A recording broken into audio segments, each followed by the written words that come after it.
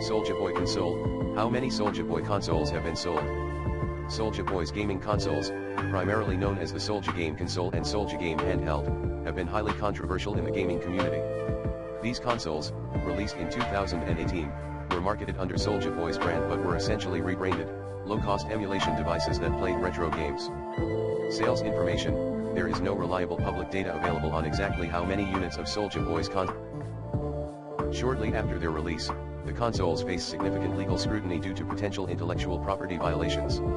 As a result, Soulja Boy pulled the consoles from his store, and the consoles were no longer officially sold. Here's an overview of the main reviews and critiques from the gaming community. 1. The Verge. Summary: The Verge criticized the SouljaGame consoles for being overpriced, essentially rebranded versions of existing emulator devices that could already be found for much cheaper online.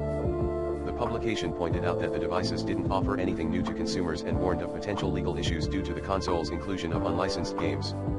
Criticism: poor build quality, lack of originality, and potential copyright infringement. 2. Polygon.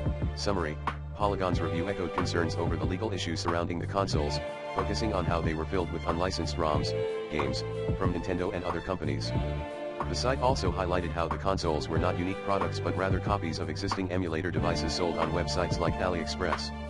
Criticism: risk of legal action from companies like Nintendo, lack of exclusive content, and unprofessional branding. 3.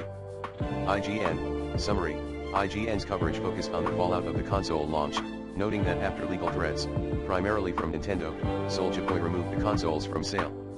IGN expressed skepticism about the device's capabilities from the start and warned gamers to be cautious of such devices.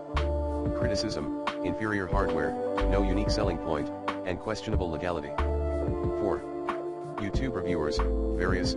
Summary: YouTube reviewers were particularly harsh on the SouljaGame consoles. Many tech and gaming channels bought the consoles for review purposes and found that the consoles were cheap, knockoff products. Some reviewers pointed out that the consoles barely functioned, while others found humor in how blatant the rebranding was. Criticism: poor user interface, unreliable performance, unlicensed games, and overall low value for money. Conclusion: Soulja Boy's gaming consoles received overwhelmingly negative reviews, primarily due to their poor quality, lack of original content, and the legal risks associated with selling unlicensed games. While the exact sales figures are unknown, it's unlikely that they gained significant traction in the market before being discontinued.